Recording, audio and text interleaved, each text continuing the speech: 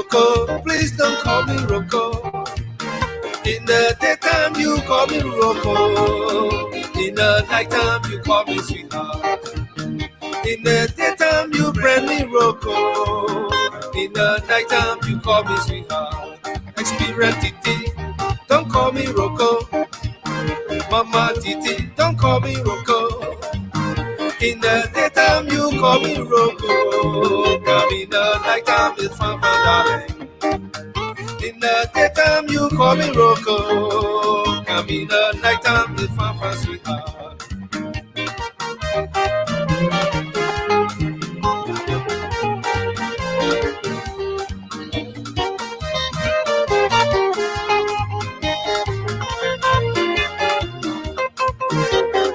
Fire, fire, fire, fire, fire, leka. Fire, fire, fire, fire, fire, leka. I went to see my darling girl, all the girl didn't do so well. Fire, fire, fire, fire, fire, leka. Fire, fire, fire, fire, fire, leka. Fire, fire, fire, fire, fire, leka. I went to see my baby girl, all the way from Fontaine. Fire, fire, fire, fire, fire, leka. Fire. C'était fire, fire, from Fessé-Town. I went to see my darling girl from Muko to Mukuta. Fire, fire, fire, fire, fire, fire, fire, fire, fire, fire, fire, fire, fire, fire, fire, fire, I went to see my honey girl all the way from Southern. Fire, fire, fire, fire, fire, fire, fire,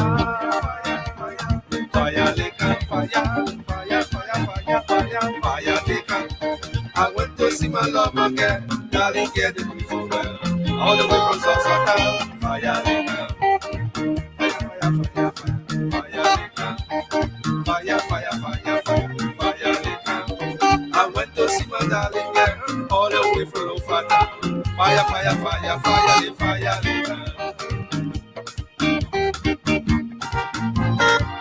Ayama, ayama, kere, peri, ayama, ayama, kere, peri, ayama, ayama, kere, ayama, ayama, kere, ayama, ayama, kere, peri, ayama, ayama, kere, peri, ayama, ayama, kere.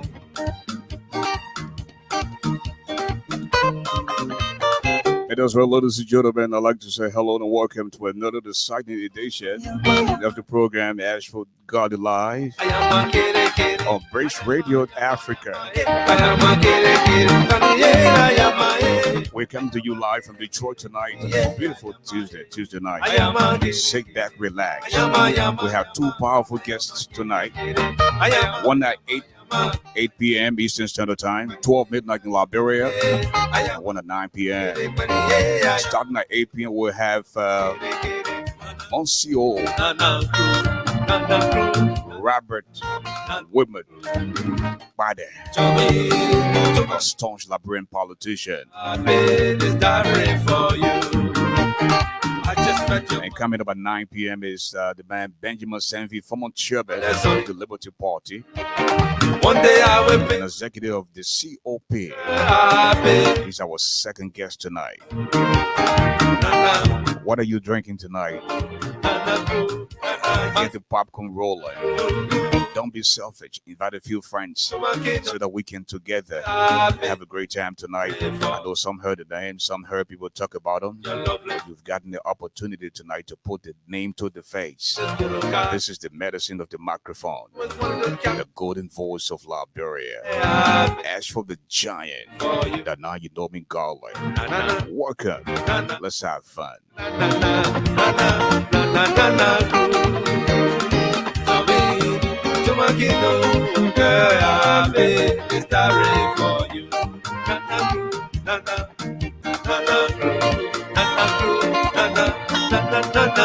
And it's time to give it up for Francis Zeze, Bill Carson, Massa Roberts, Margaret A. Mapu Dase, Mona Colty, and the rest of the folks.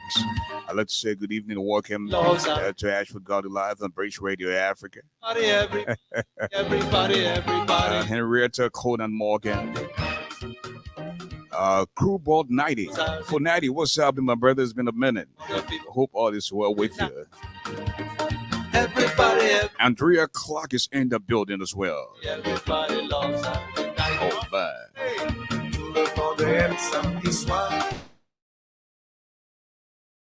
What Mrs. Letty Brooks Roberts is standing by. In the meantime, folks, make yourself feel at home. Don't be selfish. Share the video. Invite a few friends. I'll be Brian Mabinda.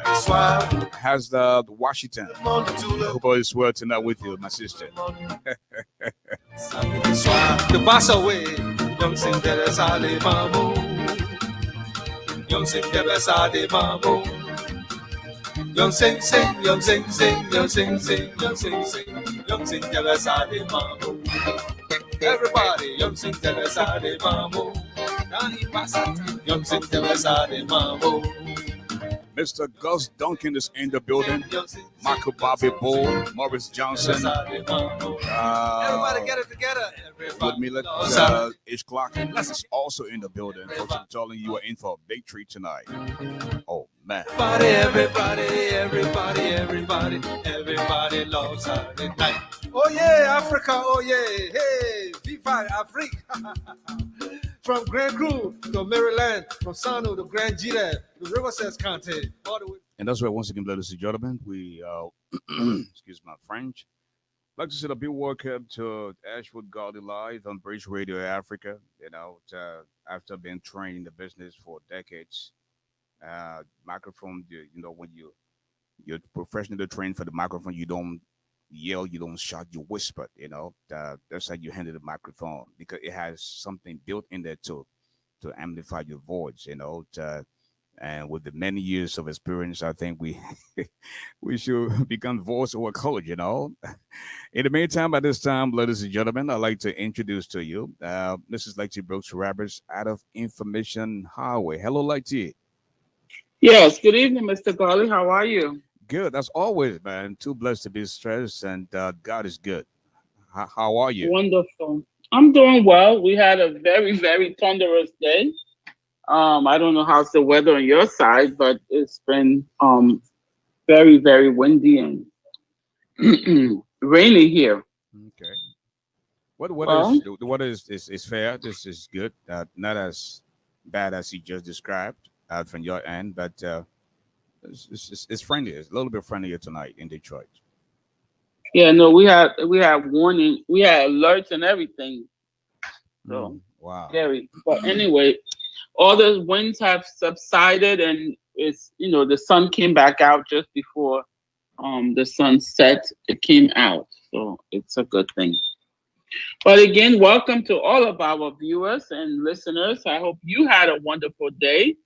We are ready for another thunderous day, well, windy day here in New Jersey. But we say welcome to another exciting edition of the ASHFORD GARLEY Show, aka BridgeRadioAfrica.com. We say good evening and thank you for choosing Bridge Radio as your choice of information and entertainment. We are coming to you live this evening from 3 major platforms. That's Facebook Live, aka Bridge TV, Bridge Radio Africa YouTube channel, BridgeRadioAfrica.com. We ask that you please be respectful of one another.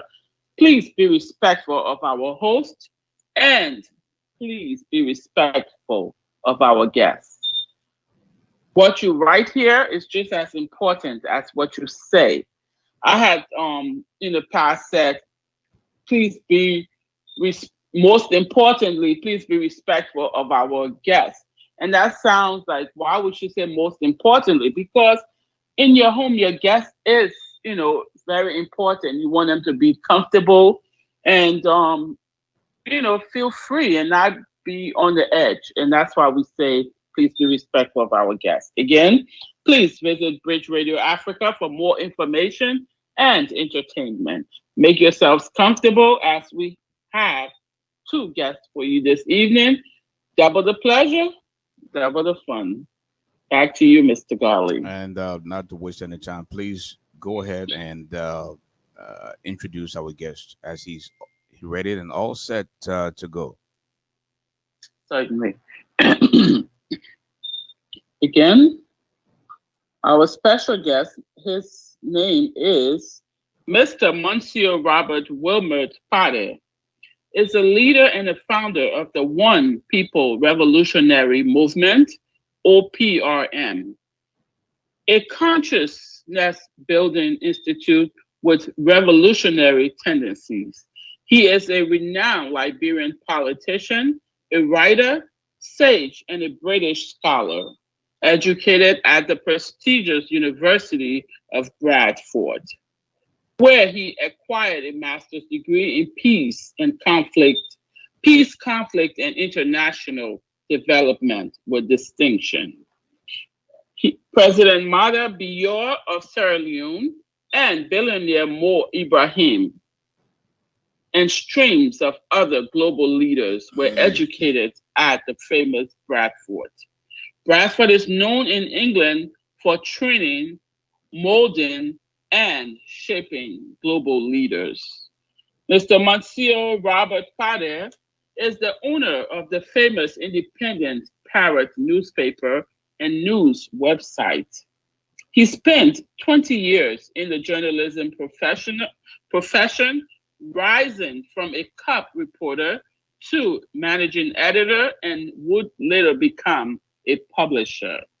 He is former Deputy Minister of Information for Technical Services and served during the Ellen Johnson Sirleaf regime for 3 years and few months. He is a Liberian revolutionary and socialist Democrat who has a deep understanding of Liberia's political history and is currently fully engaged in the politics of Liberia. He opposed the George Weah presidential bid and was a staunch campaigner for Joseph Boakai in the 2017 presidential elections. Mr. MONCIO Robert Wilmot Pade. Mr. Pade, hello and welcome to Bridge Radio Africa. Hello, thank you for having me. It's really a great pleasure to be at ASHFORD, and I can pull a prize on the invite. Let me respectfully greet you and your co-host, and thank you for having me. It's a pleasure. Okay, just take a minute or two to give us your opening statement. Like I say, it's a pleasure to be here. It's always a great pleasure to come to talk about our country, the politics, and I'm always, willing to give my perspective on the political issues.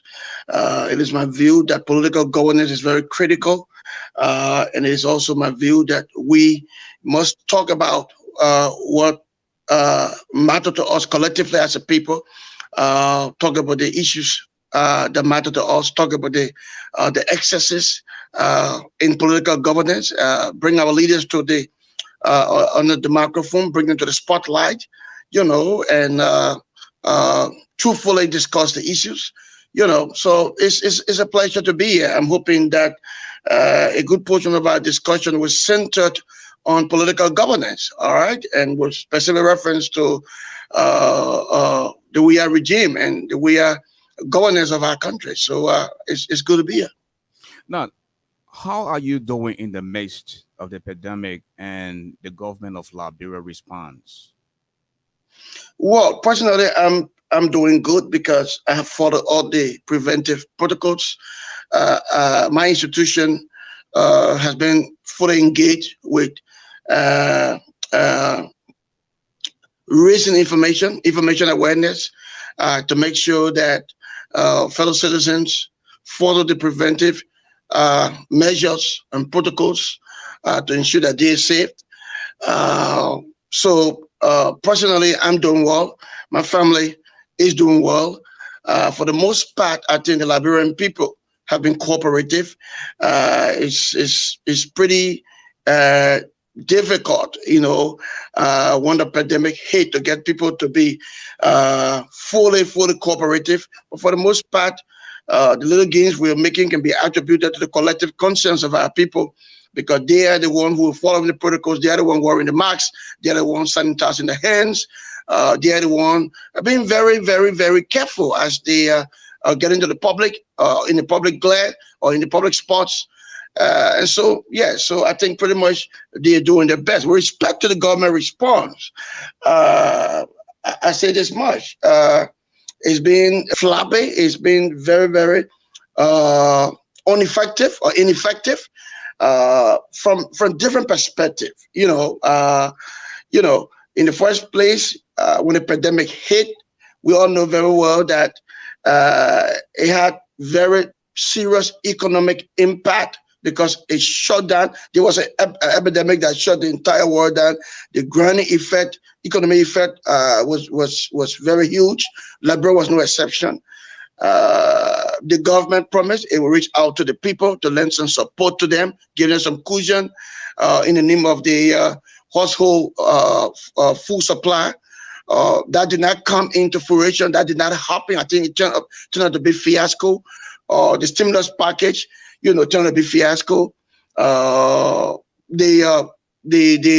treatment center, pretty much, there has been no specific treatment given at the Samote military hospital.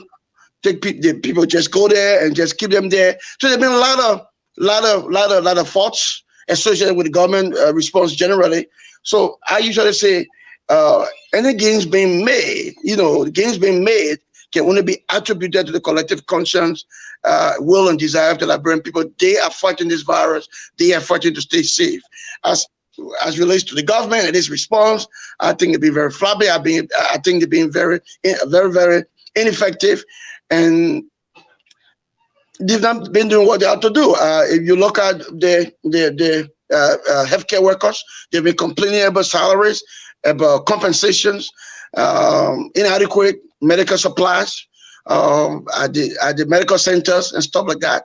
I think it's a big contradiction when you have a major epidemic at hand and you're fighting a major epidemic, and in the face of the epidemic, you see healthcare workers complaining that they're not getting paid, they're not getting salaries, and then they're not sufficient PPEs or medical supplies or drugs. I think it's a contradiction. So when you talk about the government response, I think fundamentally it should be about what the government doing to effectuate the fight, to enhance the fight, and that should be on account of the drugs the government providing, salaries to healthcare workers, the quality of salaries to healthcare workers who are on the front line and putting their life on the line, who at the peril of their personal lives, they're fighting to save the country, fighting to save humanity. I think the emphasis should be placed on them rather, but that's not the case. So, Mr. KPADEH, what do you make of the government of Liberia healthcare setup and delivery system as a whole? I mean, generally, I think our entire healthcare system is weak, is substandard. I mean, this literally was inherited by this government, but then it became the responsibility of this government to put emphasis on it, to equip it, to empower it. We have to move from from just a treatment healthcare system to a resilient healthcare system, where in the face of epidemics we have stronger medical institutions or medical centers to be able to deal with situations like those. We do not even have adequate ambulance. We don't have adequate medical doctors. We not put the emphasis on healthcare workers. So generally, the hulubalos, the challenges of the healthcare system that our country faced with, definitely makes it a substandard healthcare system that cannot be able to attend to the health needs of our people. So it is substandard, and it is up to the government to put emphasis on that. I mean, in the 21st century, responsible governments and responsible nations are investing into education, healthcare. They are training doctors, they are training epidemiologists, to be able to attend to challenges like these. There will be epidemics, there will be disease breakouts, so you need to have a very sound, resilient, and strong, sophisticated healthcare system to be able to deal with health issues as they arise. But that is not the case here. I mean, our healthcare system is a mess. People stay being battered by malaria, and malaria stay killing our people. If a mortality rate is still on the rise, it's a challenge. Women cannot give birth in the kind of safety that they require and deserve. So our healthcare system is a mess. It's a big challenge. But do you agree that we as a country learned from the previous epidemic, speaking of Ebola? Look at this pandemic that is causing a very serious trouble all over the world. And yet the death toll in Liberia is not as hard as people speculated. Well, we have to bless God for that. I think that is just a very big blessing, and we can put a price on that. That we're not experiencing the death toll like other countries. I think this is just miraculous, and we have to give God the glory. But this cannot be attributed to our healthcare system. I thought we had learned from the Ebola, because Ebola was very deadly, very horrible. And I say this much to you: I thought, given our experience, our daring experience from the Ebola, the consequences of Ebola that were inflicted on our country, I thought we would have invested sufficiently, adequately in the healthcare system, build more clinics, make sure we ensure that our hospitals fully equipped, try to put emphasis on salaries and benefits for healthcare workers, try to train more healthcare workers. But that is not the case. If JFK is the referral medical center, and it is just a chaos at JFK, in terms of dealing with ailing citizens. People are dying on the daily basis. Sometimes there is inadequate supply of oxygen to attend to people with heart issues and breath and respiratory issues. So there is a lot of challenge. So yes, I thought we had learned, but if we learn, we yet to put that learning into practicality by the way we make investment in the healthcare system. That is not what we see. We don't see that. I mean, currently in Liberia, we're putting more money into security. We're putting more money into ensuring the comfortability of President Weah and buying him gun-proof cars rather than investing in the healthcare system, which should be the sound thing to do at this time. I mean, countries around the world, including where you are, the Great America, they're investing a lot of money in the healthcare system, and for what reason? To be able to protect people, to ensure that they can heal ailing people. That is not the case yet. Now, Mr. Kwade, you had the opportunity to change this around a few years ago. You played a major role in the campaign of former Vice President Joseph Boycott. What do you think were responsible for his defeat? Well, look, a lot of factors interplay. I believe the election itself was saturated with a lot of irregularities in the first place.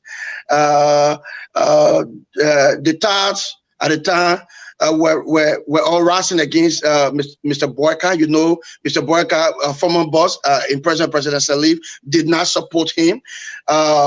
We know that the election itself, entire process was replete with, like I said, irregularities and fraud. And then look, after 12 years, I believe, the Liberian people in their own collective wisdom were thought, well, okay, maybe let's try this change that has been promised by Mr. Weah. This is a man who wants to be president, who's desperate to be president, who said he will make a change, he would depart from the old way of doing things. His government will not be in the business of repeating the excesses of the past, and all of those. So let's try. I mean, people probably wanted a change after 12 years. We respect the Liberian people, wisdom, and they voted Mr. Weah over the rest of the candidates, including Barker, that I supported. You talk about irregularity and fraud, especially in the second round. 14 out of 15 counties, President Weah won, and you talk about irregularity and fraud. Look, I said this much to you, all right? And that's why I say I used to phrase the cards, okay? We're all, stuck. And the cards were stacked against Mr. Boycott. In the first place, President Sirleaf, his boss, was the incumbent president. In Africa, the role incumbent president play when it comes to transition is very critical. All right, we know the president gets what the president wants, and so if President Sally, for her own personal reason, I think reasons that were not ideological but they're personal and political, all right, and selfish, never wanted her boss, because this thing, Mr. Burger was very unequivocal. He said to you, we are not going to walk in the shoes of President Salif. We'll be a president of our own. We will take a radical shift away, and we'll depart from the old way of doing things. He was very clear. He said, look, 12 years, we did some good, but we squandered some opportunities. He's a very bold, honest person. He was going to go after people who did not do well. He was going to go after people and ask them to account for the country resources where possible. So where I think those comments, regurgitated by Mr. Walker and his camp did not come across favorable. And were not taken lightly by President Salif and her poodles and her camp followers. And so they did what they did. But I know very well, okay, because I was one of the foot soldiers. I was one of the leading the ground game in the campaign process. I was one of those who established NAMO. I went across this country, went to the inner recesses of the country. I interacted with the people. I know a lot of factors play. It was impossible to take, for instance, Babalu, a traditional county to vote against their traditional uncle. When I say traditional, I'm speaking in terms of our religion. The people in Ketma, will be more favorable to Barker because they see him as an uncle. So a lot of factors play. But I think overwhelmingly, the key factor was that the incumbent president did not want Barker. And because of that, and that took a serious toll, on the election, and those are the results you saw, But I mean, again, that is history. We want to put more emphasis now on governance now because Mr. Weir is in power and promised change. And let's talk about what he's doing now. Well, folks, if you're just joining us, this is ASHFORD GARLEY Live. Tonight we have with us our special guest, MONCIO Robert KPADEH, a staunch Liberian politician, and he's coming to us tonight via satellite from Arufia, Liberia. Tomorrow we are going to play host to the former rebel leader of the LPC and now representative of District 2 Grand Jita County, Dr. George Bowley, will be in our studio tomorrow night as our special guest. Mr. Robert KPADEH, after the 2017 election, you made your way abroad for studies. Was this a scholarship from the government of Liberia? If not, you care to disclose your scholarship source? No, you are quite correct. After the entire episode, bruising period in the election, very bruising period. And very tough election. I thought it was very necessary for me to get out. But long before even the election, it was my plan. I've had my admission first at Princeton, University of Princeton, and then I've asked for support, but the government would not lend me the support when I was then deputy minister. So I didn't have any support from the government. So I went to school basically on scholarship. The United Nations was very critical in helping me with that scholarship. To go and study at Bradford right after the election. And I thought it was very necessary to get out, and it was a cooling off period. Go to England, take some time. And being in England was not just only to do academic work. I took some time working on some books. I'm still working on my books, and then took some time to read deeply about our country, do some sober reflection about our country, read our country history. Where did we come from? Who are we? How has political governance helped us? And this is where I came from. And then with the mentality and the decision to establish what is now called the One People Revolutionary Movement of Liberia. All right. And then and what it stands for basically is, I think we believe with will and courage that political governance in any country is very quintessential, is very essential. If we do not have a unique political governing system that puts the emphasis on the people, all right, a governance system meant by ennobled sons and daughters. I'm sorry, we're not going anywhere. All right, we will continue to witness the excesses, you know, in every new epoch that comes, every new political establishment that comes. All right, so there will be the issue of bigotry, there will be the issue of massive corruption, sycophancy, impunity that we see currently. You know, so the essence of the One People Revolutionary Movement is enlightening the people on the relevance of political governance.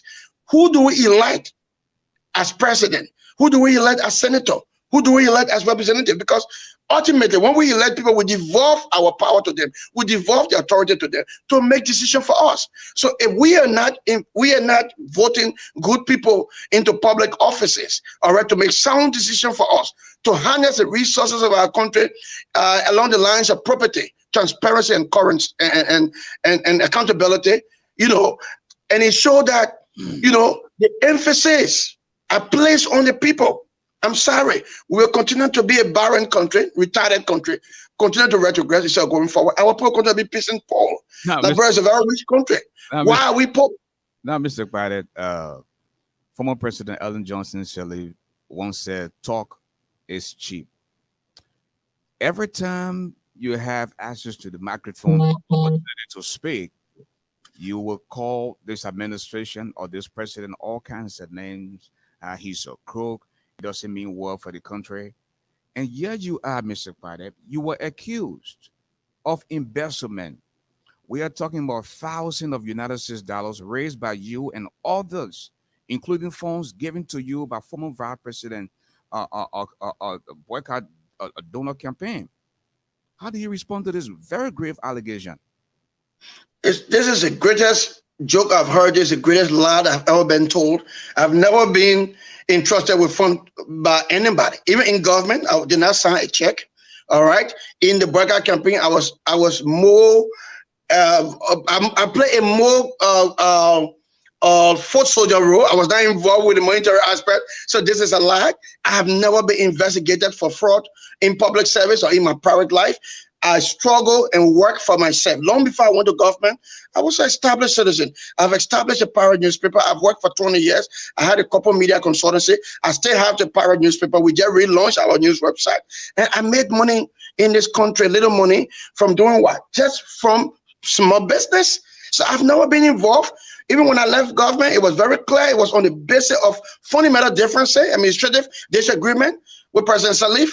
And if you read my letter, what do you also make of the fleets of vehicles during the campaign that were in your possession, like the G Wrangler, the Mercedes Benz, the Toyota Hindus, and all those vehicles? What do you make of that? But I was never the operation guard responsible for that. I never had car. By the way, I talked to the boycott campaign, for the record, 3 cars of my own to the boycott campaign. Okay, so I should be the guy. I was the guy who was literally improvising in that campaign, giving that campaign my expertise, and giving that campaign my education, giving that campaign my little asset that I have. So this should be the other way around. So nowhere ever had anybody accused me of corruption or fraud. I've never been investigated in my life. My hands are peeled. There's no record. Even in public service, there's no record. There have been streams of audit done when I was at the when I was in the public service on my office, and when I left. There's no record. Even when the information report came up, other report came up by the GSC, our ministers, my name is not mentioned. All right. So this is strange to me. I have never been involved with the boycott campaign you talk about. I have never been involved with monetary issue. All right. I was not in the claim of the campaign financial decision making. You know, so this is absolutely news to me, absolutely false. And the joke, I have nothing to do with financial issue. I challenge that. Records I have available what in my public life. My name had never been mentioned on other report. I had never been investigated before. Whether in the boycott campaign, I had never been involved. If anyone put a lot in the boycott campaign, it should be me. I put all my old cards in the boycott campaign because I supported boycott on the basis of a strong will and strong ideology. I thought Boyka brought to the presidential debate the equanimity, he brought the history, he brought the experience. I thought he was in a better position to unite the country. I thought he was a guy so saturated with wisdom that the country could benefit from. I thought he's an honest person, and I thought our country needed such a man. President Sally has said to you, she failed a reconciliation, and a lot of other things happened. You needed someone selfless. You needed someone with a vision. You needed someone who is a friend of all enemy to none. Boyka is that person. And on the basis, I supported him. And because I supported him on that basis, everything I had in terms of my education, my skill sets, and my assets, everything was dedicated to that campaign. So I'm shocked now when I hear you say, whether in government or in the Boyka campaign, because I was not a campaign manager. You know, it was Mr. Gafuan, by the way. No, Mr. KPADEH. I led a Zorago called Nambo that was basically not Fonet, and today I challenge anybody. So if anyone said that person is just more or less just one of my just a mad hater, that's someone who just want to splash mud, you know, on a cool gentleman. Let me ask you this: what is your relationship with former Vice President Boyka? Do you think the VP will want you play similar role as you did in 2017? Well, I'll tell you this much: we've been speaking since I got back in the country. For the most part, I have been very busy trying to get Nambo down. So there's been a lot of conspiracy, a lot of speculation. MONCIO is no longer with Vice President, stuff like that. I mean, just, you know, but I don't give ears to those kind of cheap gossip. By the way, I'm a very loyal person, but my loyalty is on the basis of ideology. Since I came back, I've been busy with the OPRM, trying to get it planted across the country. We're in Nima, we're in Bong now. Now we're supposed to go to the Western Cluster to do some stuff in Cape Man, Bapolo and bombing. And I've been speaking with Mr. Boyka. You know, traditionally, Mr. Boyka is my uncle. I'm a Loma man, you know, Loma Bassa man, because my mother's a Bassa woman, but it's a quiet Bassa girl. My father is a Loma man. So by tradition, Mr. Boyka is my uncle. We have been speaking, and a couple of meetings have been planned. We will keep talking. I still believe Mr. Boyka is a very great man. He's a very good man. I think he has a lot to offer. I also believe he has, you know, some challenges. But again, everybody have got their style and the way they do their stuff. But I think fundamentally, he's a great person. I think he stay in the political metrics of our country. He stay in the presidential debate of our country. Let's see what happens in 2023. But for us, between us, we are cool. And what fate says, or what fate dawns on us or on me, definitely will happen. I'm a man of faith. But I have no regret supporting Mr. Boyka, especially when I see governance today so appalling, when I see corruption so very, very entrenched and so rampant, when I see incompetence in governance, when I see how President Weah had deceived the people when he said, well, we are allowed to talk about President Weah. Absolutely. Let me ask you the question again. Do you think former VP Boyka will want you to play a similar role as you did in 2017? Of course, I think so. I mean, if who else does he have? I think he want me to play similar role, even more bigger role. And if we get to sit down and have some conversation about how and where we want to take the country and how we want to shape our campaign and our movement. You see, it's not about me. It's not about Boyka. You know, my mentality, whatever political enterprise that we fashion, that we put together, it must put emphasis on the people. What do we want to do? The goals that we set. Okay, do the goals we set represent the aspiration of the people?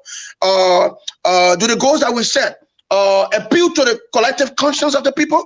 I'm concerned of the people, because you see, for the most part in our country, politicking has not been fair to the people. Has been very dishonest to the people. I mean, we use the people. We rise on their backs to power. We get to power, and obviously, and shamefully, condescendingly, we shot the people along the wayside. I don't want to get involved with such campaign. In all fairness, Mr. Kwade, that's the same way people feel about you. That after the campaign, you up and leave, go and got a scholarship, get your education, you come back and you establish a totally brand new movement. You say, you know what? I don't care about the Unity Party anymore. I am doing my own movement. That's how they feel about you. I've never been a member of any political party, for the record. I was never a member of the Unity Party, but I supported boycott. All right. The boycott campaign movement was a mosaic. All right. It was a cross section of people. All right. I mean, people from different walk of life, people from different professional background, religion background, and that was, for me, that was the aspect, that was the vision, that was the mentality of the boycott movement. People that came from different political parties. All right, I was just one of the many persons who came from different background. I have never been a member of any political party in this country. All right, so there's no contradiction in my life. I've had no contradiction in my life. I've been very consistent. What I do, I came to the public stage. I came to the public glare as a radical Liberian journalist, radical Liberian writer. That's what I did. I stood for social justice. I fought for social justice. My mother came from that lineage, progressive lineage, and I've never, backslided. I have never been a contradiction or a pendulum of contradiction. I've been straight like this. What I came back to do is what I always did. The OPRM is not an institution established to ferret or to parachute, all right, or accentuate a political candidate. It is an institution established, a revolutionary institution established based on revolutionary ideology to bring the people together. All right, and have a conversation about the way forward. Have a conversation about political governance. It is very important. All right, I have said to you in the earlier part of the discussion, we put the emphasis on political governance because this has fundamentally been lacking in our country. Our country was established many years ago. We are 173 years old. We asked the question, 173. What have we established? What are the milestone achievements can we point to? We've been rich. We had an extractive industry that have been very active over a century plus. Okay, what happens to the billions of dollars generated from our industry? Where did we put the money? Did the money go into school and research center? Did the money go into hospitals, bridges, and port? Or the money went into Swiss bank accounts, into British bank accounts, into European bank accounts, and American bank accounts? Okay, so these are the historical contradictions our country has been subjected to. So we are saying going forward, it's not just about forming a political campaign or a political movement. I'm not just interested. I mean, between you and myself, I was just interested in the scene style and the regular thing, come back from studies and get involved with government. I will be there. I will be a minister today, but that is not my thinking. That is not my thought process. I want a movement. I want a campaign that bring the people in the center for and have a conversation. I want a movement that the people lead. I want a movement that represents the collective aspiration of the people, where the people playing hero's part, not politicians playing hero's part. I'm not a politician. I'm a revolutionary. All right, and so that's what I'm talking about. So when you say people, let me let my prayer ask for. So when you say people have a prayer, you going ask for. All right, why would people not be happy if I had opportunity to go to school and come right back to the country? I'm an international expert. I studied one of the best universities in the world for peace and conflict studies, Bradford. All right, I would have gone to The Hague and worked. The least they pay me on the monthly basis would be probably 20 grand. I'm in this country. All right, I don't have I'm trying to make sacrifice, trying to take on the regime. All right, trying to put the regime foot to fire. I'm not doing it because I'm desperate seeking for power. Okay, with all political power I can survive because I'm educated. All right. I have a small business. I'm trying to get my businesses getting back. We just relaunched the Pirate. We're trying to do small stuff. So we can do that. All right. I'm innovative. So it's not about me. I want an arrangement that fundamentally put the people in the center square and put emphasis on the people. And that's the kind of movement I want to be a part of, not just any movement. Mr. Robert Potter making his presence known tonight on British Radio Africa, and of course, it's ASHFORD GARLEY Live. Coming up at 9 p.m., we'll have Mr. Benjamin SANVEE out of North Carolina. He has a lot to talk about as well. Now, Mr. Potter, you are a fearless critic of President Weah and his government. What specifically are they doing that were not done that the previous government which you worked in? Look, in the first place, Mr. Weir came to power on a very famous mantra, change for hope. Change for hope. Mr. Weir promised that when elected, he or his government will deviate or will take a flat away or depart away from the old way of doing business in this country. All right? The perennial excesses of the country, the historical excesses and contradiction of the country, the debauchery of the country. Has that happened almost 3 years in power? The answer is a resounding no.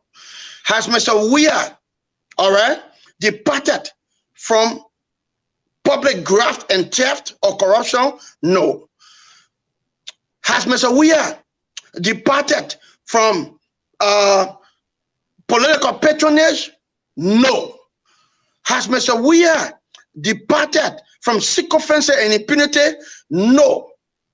Has Mr. Weir departed from subjecting the governing system to a clique system? No. Mr. Weir regime, all right, from what we see with facts, all right, preponderant evidence is an extension of the ratting layer. Now, when we say extension of the ratting layer, we say, well, 170 years ago, Liberia was a country known for inherent rampant corruption, blah, blah, blah, blah. All of these excesses, nepotism, tribalism, regionalism.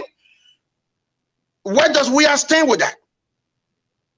Has he deviated from those things? No. So fundamentally, Mr. Weir is a contradiction to what he preached and to what he advanced. Mr. Weir claimed, Mr. Weir projected to you or advanced to us the proper policy. The proper policy is a socialist policy that fundamentally is squarely put the emphasis on the people.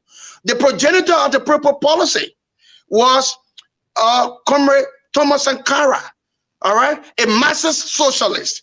When Thomas Sankara took over Burkina Faso, what did he do? He deviated from the old order, from the old excesses. He took the Mercedes-Benz from former minister and sold them, and he subjected his minister to the cheapest car. He paid himself $400 per month. He put the emphasis on the people. He gave them education, he gave them better health care, but essentially, he invested the money into agriculture. He stopped taking loans and to further burdens and put burden on the shoulder of the Burkina Faso people. The emphasis was about the people. Now, socialism is about egalitarianism in the context of politics. It's about lifting the people out. Does Mr. Weir or is Mr. Weir government doing that? Absolutely no. Mr. Weir government is very corrupt, all right? Why do I say so? There's an issue of 25 million that should have been used for mop-up exercise. That money was stolen. All right, there's no account of that money. We know the issue of the 16 billion. We know the issue of the China Union money, the royalty 10 million. We know of a lot of excesses of corruption. All right, the issue of corruption about the Weir government is not in secret. Everyone knows that. All right. Is Mr. Weir attempting to unite the country?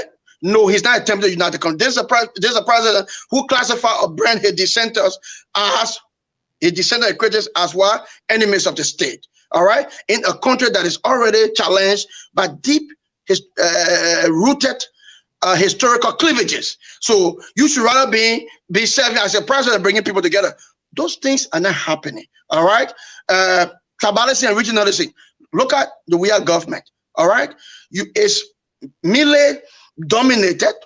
Okay, it's a configuration of the Kwa Republic, what you call the Kwa Republic. Liberia is now a Kwa Republic.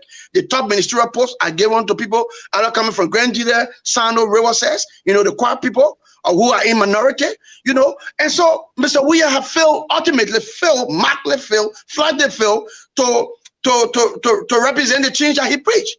So this is the fundamental problem I have with Weir. So my problem with Mr. Weir is not personal. My problem is the governance issue. Thirdly, Mr. Weir is a lawless president. He's been flaunting the laws since he took power. All right, he's been flaunting the laws, violating the laws since he took power.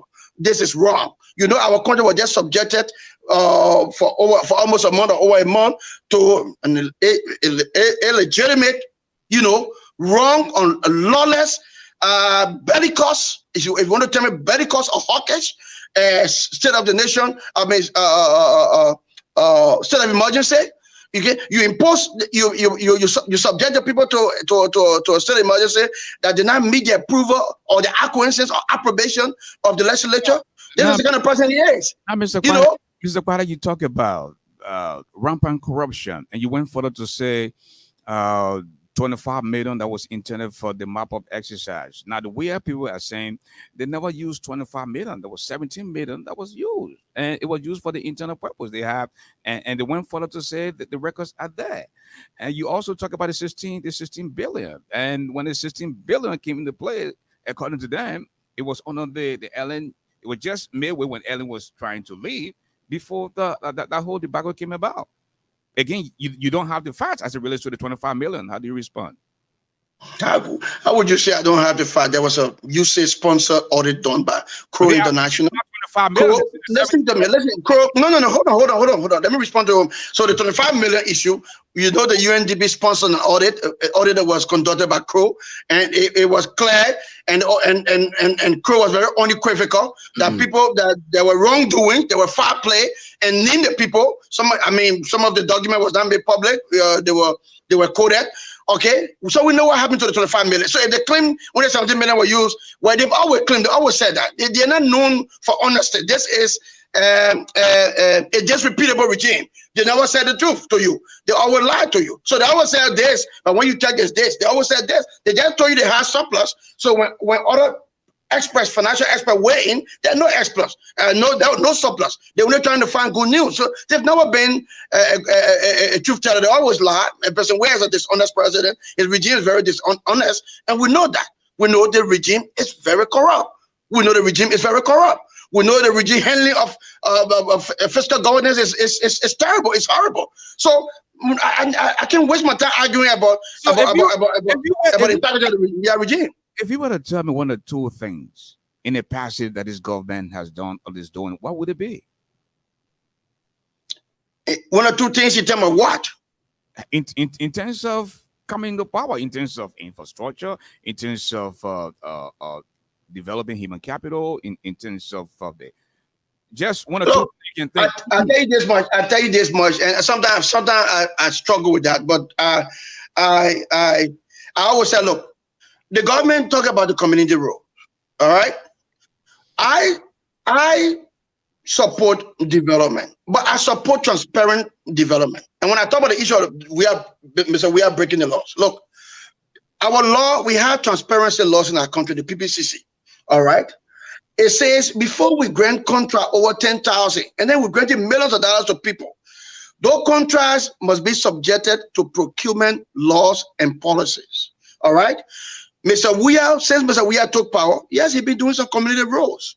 We do not know what the road costs. Those roads or contracts are not subjected to any procurement process in clear violations of the law. Mr. Weah said to his result and grant road contract to his governing bodies. All right.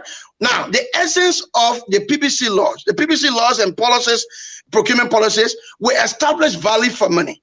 If you actually want to build a 10-mile road, that 10-mile road, if it's subjected to the PP procurement process and vetting process, and allow companies with the quality record and unique record and integrity to come and compete, you now can say, well, we're spending $10 for this role, but we can be sure that the money we're spending will give it to the right company, and when the road is done, we can see value for money.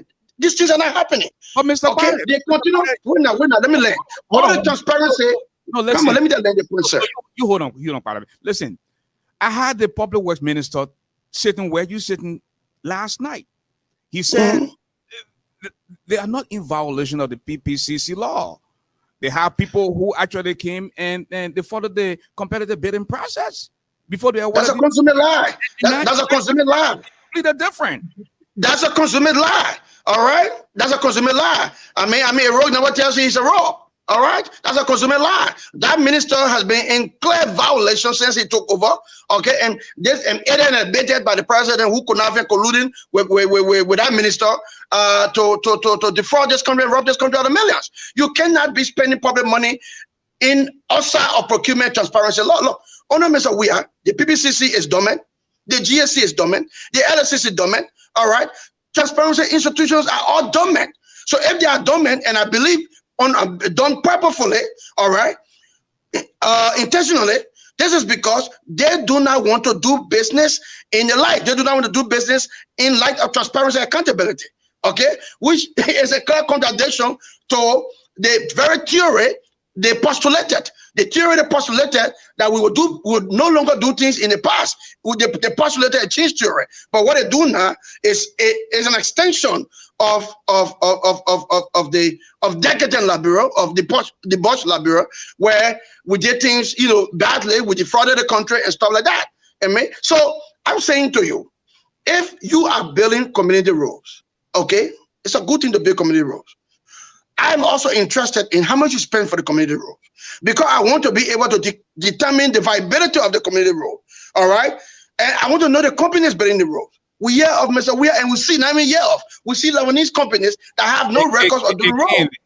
Building roads. Again, one of the callers last night mentioned the same thing you were saying about Lebanese people getting contract, and Mr. Minister, the Minister of the Public Works was able to give several names of Liberian businesses that were awarded contracts to build these roads. Let me tell you this much. When you give a $50 million contract to a Lebanese company that has no record of engineering work or road work, who was selling cell phone before, all right, and then later metamorphosed into a road company, okay, and he does business quite with Weir. He takes instruction from Mr. Weir resort, all right, and then he gave the issue, maybe he gave 50,000 contract to one Liberian company. That's not what we're talking about. Mr. Weir said to you in his inauguration address, Liberia will not be spectator in their own economy, all right. Many Liberians will play major role. They will play central role. They will play very critical role in the economy. Okay, you will be giving them the contract. If you're a president who is interested in making Liberian millionaires and billionaires and empowering Liberians, you will sit down with the business community, with the engineering, with Liberian Association of Engineers, and say to them, come together. All right, we're going to give you this, give you that. You need to give them money, give them substantial contract. You're not doing that. You're calling Lebanese boys who were selling cell phone 2 years ago and giving them 100 million, 200 million contracts. All right, because they bring kickbacks. All right, so they have been flatly violating the laws. Okay, so Mr. Weir is not a respecter of the law. So he is just in the red. All right, everything bad is obtaining under Mr. Weir. It says to me, he does not have the equanimity to effectively run the country. It says to me, he is not an honest person. He comes merely because he wants to generate money. Look at his lifestyle. His lifestyle is very opulent. This is the president, when he took over, he said that he didn't make money in the account, even though Ellen counter argued that you lie. I left 155 million in the account, in the reserve. But because you failed to exercise fiscal discipline, okay, and prudence, you have what? Messed the account out, depleted the account. You're riding a private jet, you're buying very exotic cars and stuff like that. So when you assume a country with economic challenge, the first thing you do is that you institute fiscal discipline. To do what? To manage cost structure and save money and invest those money in places that are critical, in places that concern millions of people. Healthcare, education, those kind of things. You don't go about buying expensive cars and flying private jet and carrying people to UN who are just a waiter or sweeper in your office. You carrying janitor to UN assembly.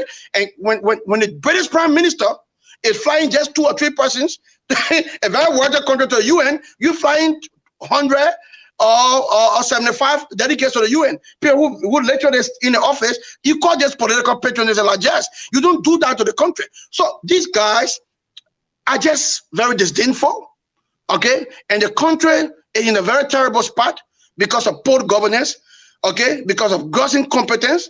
They lack the ability, the capacity, and the wherewithal to manage the country properly. Worst of all, The guys are very selfish. They are very selfish. It's about just getting rich overnight, bloody rich overnight. It's not about putting emphasis on the people. It's not about putting economic dignity on the lives of the people as they promise. They are not leftists or socialists as they presented themselves. They are capitalists and far right elements. And I'm sorry. All right? I'm sorry. And this is the reason why they are struggling now. They are struggling. If President Weah was running the country properly, he would not have been whipped by Mr. Dillon. All right, in that by-election. And Dillon's were on the way to whipping in the place they call their stronghold. All right. The symptom of that, the sound is that people are not pleased about governance. And again, Mr. Padet, again, we can sit there and accuse this government or previous government about things that we claim that they in terms of corruption, in terms of stealing. And again, people will want the facts. And like I said to you, last night we had the public works minister here, and he said something completely different from what you were saying now. And again, most time, us Liberians, out of anger and emotion, will say things that are far from the truth. Come to find out, we don't come back to say, you know what, I misspoke or something like that. And we have got to practice the habit of coming up with facts instead of just coming out to spree out things that would just come out because of anger, emotion, and because I don't like this guy and stuff like that. But we're out of time. And just before we leave, I want to ask you one more question. Who are your candidates you support for the Liberian Senate and why in the upcoming election? Well, before you go there, let me re-emphasize that everything I said to you here is truthful. I would have turned the tail around and let me put a question to you. What do you make of governance in our country? Liberia is your country. Are you pleased about governance in your country? And then I leave you to judge that and leave that to people following us. But I say to you this much, everything I say here is true. Mr. Weah is flatly, madly violating the law with a better cut fist. Mr. Weah, look, Mr. Weah just took 50 million from the IMF. Is this not a fight that they took 50 million from the IMF? For what? $30 million for stimulus package. All right. And then 20 million to do what? 20 million to service recurrent. You do not take debt. You do not take loan to buy gas and stationery for your office. In Sierra Leone, our neighbor, okay, President Marabio, my senior colleague, because we went to the same school, this boy just took a loan to build a $32 million state-of-the-art science and technology university in Kono, all right, that will enhance our city, not only in Sierra Leone, but in the Manuel Basin and by extension, the sub-region. This is leadership because it has trickle-down effect. All right, you know the war right now is about ICT, it's about technology. Yeah, your president, George Weah, took a loan to buy rice, oil, and beans for his people. He cannot even feed his people. This is lack of ability, okay?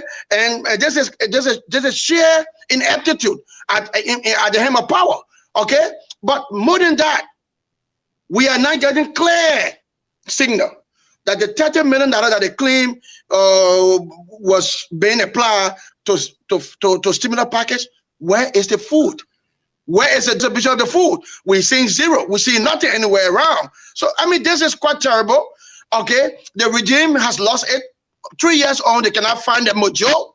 3 years on, Mr. Weah popularity is diminishing. He's diminishing because he's failing at the helm of power. Just a month ago, we know very well that they bought additional gun-proof cars. If Mr. Weah is a man loved by the people and claim to come from Gibraltar and claim to be a socialist, why is he buying gun-proof cars? Why is he buying exotic cars? Is it not true that he's building condominiums? Is that lie, ASHFORD? Do you not see the condominiums around?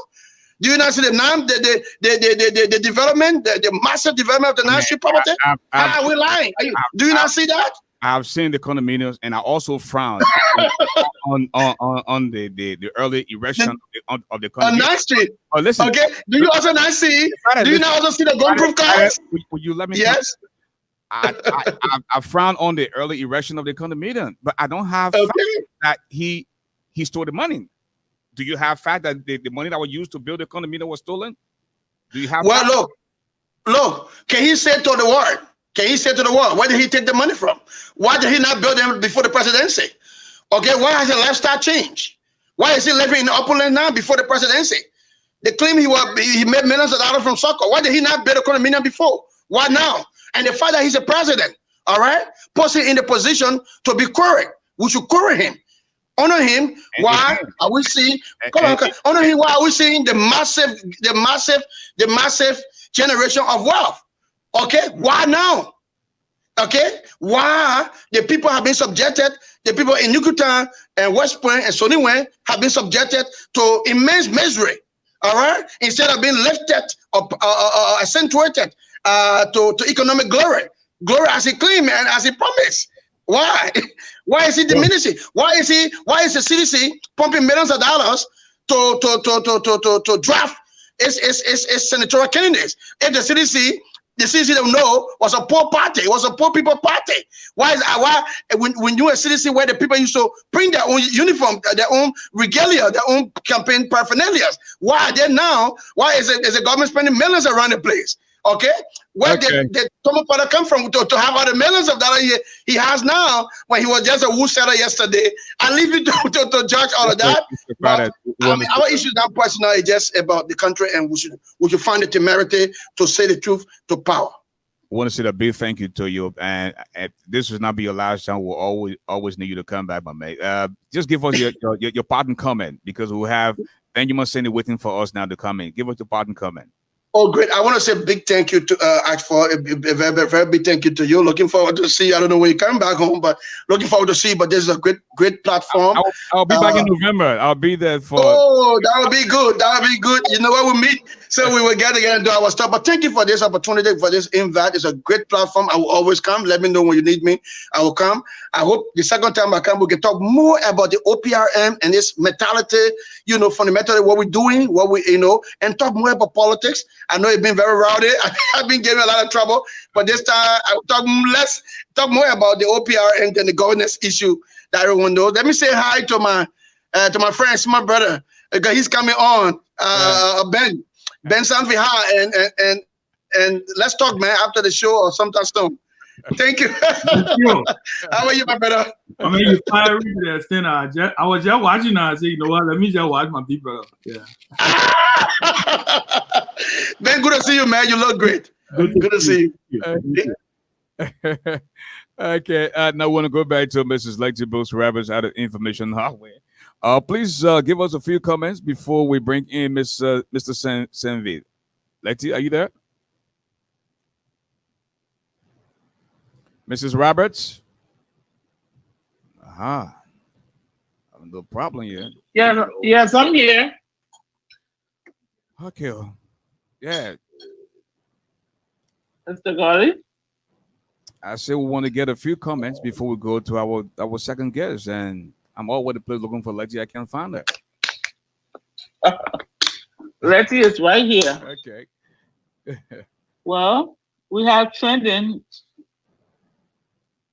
James Davis, 24 years, CDC. We can't hear you. No? I can hear you now. Okay. Vivian Eastman, I love this guy, speaking truth to power. We have also Nee Ajay. He says he claimed he was so broke and he couldn't pay $150 in child support. We have Bill Sensi Kamara and Precious Dopu watching. We also have Titus Tier. He says, you never spoke like this during Ellen time. Josepha Shah Thomas. So, Mr. Garley, why will you want us to trust a guy who was excused for stealing when he was in the Senate for Sino County? Now he's a minister of public works for the most criminal government ever in Liberia. Okay, Liberian history. 2 more comments, please. William Carter says, replying to Morris, you're right. All the book people was there for 12 years $16.4 million. Nothing to show. LOL. Steve Sanya replying to Alex, can you tell us what he's saying that isn't true? Back to you, Mr. Garland. Thank you. Again, ladies and gentlemen, we'd like to say a big welcome to the second final portion of ASHFORD GARLEY Live on this beautiful Tuesday night. Tomorrow, we are going to play host to the former rebel leader of the LPC, Dr. George Bullitt, who is now the representative of District 2, Grand Judah County. He will be our special guest tomorrow night. With us now, we have an executive of the COP, former chairman of the Liberty Party, Mr. Benjamin SANVEE. SANVEE, welcome to the show. Thank you, Mr. Garley. Thank you. It's always good to be on the platform. Thank you so much. I'll give you a minute or two to just give us an opening statement, what is on your mind, and then we'll go from there. Well, listen, I think, it's an interesting time in our country, and everybody's in the political mindset. We are gearing up for the midterms, which I think is going to be very, very interesting because I think there is a referendum happening in December, but I think two referendums are going to be happening in December. One is going to be about the propositions to amend the Constitution or to do some changes within the Constitution. And then there's going to be a referendum on President Weah, on his stewardship of the country. I think the people of Liberia, everybody's on the edge, everybody's watching. There are a few counties that I believe that are going to be very, very important. And we're hoping, those of us who are in the opposition, those of us in the COP, in the CPP, we're going to be looking and doing everything we can do to make sure that we deny the CDC the chance to win those elections. Of course, I'm talking about Montserrado, I'm talking about Grand Bassa. Now, all the counties are important. Don't get me wrong, but there are just some key strategic ones that we cannot lose if we are going to be setting ourselves up for a successful 2023. So I'll flow with the conversation. Now, how important are these elections, especially when it comes to Montserrado? Over the last week or two or so ago, I've seen the likes of Samuel Tuet, Nathaniel McGill. They're all fired up in campaign mode, going from places to places. Things I haven't seen them doing in a long time. What is going on? Well, you have a government on the edge. The government is on the edge. The president knows. The lieutenants of the president are fully aware. They're not, there's a tendency, they tend to live in a bubble. Don't get me wrong. They are in a bubble. They're in their own world. Because anyone who believes that the country is on the right trajectory, I just can't understand. I can't comprehend how you would think that way. But, those are the things. These are some of the things that happen when you are in power. When you're in power, there's a very thin line for you to lose a sense of reality of what is really going on the ground. And so quite often you will see political leaders or members of the ruling establishment, and this has happened in the past with other administration. It just happens. It's something that normally happens. But the smart ones are the ones who are able to arrest the situation and to be able to make a turn. So when you see McGill, my friend McGill and Tue and all of them gallivanting and moving around and dividing cement and dividing rice and doing all the different things. My own in-law, he's my in-law at T5. By marriage, my cousin is married to I think to his first cousin or someone like that. So when you see, they call him the $1 million man now. All of a sudden, T5, is going everywhere, distributing $1 million everywhere Dylan goes. So I told Dylan today, I said, you need to visit every community in Montserrado County, which is what you should do in the first place. But the people need to be able to benefit from this largesse that is being thrown out there by the ruling establishment. But it's a sign that they are worried, that they are concerned about what's going to happen. But I think it's just too late. The Montserrado train has left the station.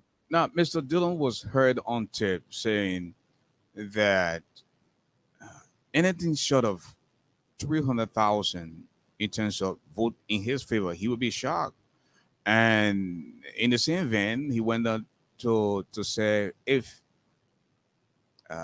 this government cheats in these upcoming elections, that will call for the media end. I don't know the word for word, but he talked about something about they coming to the end of the administration. Let me repeat what he said, because I support it.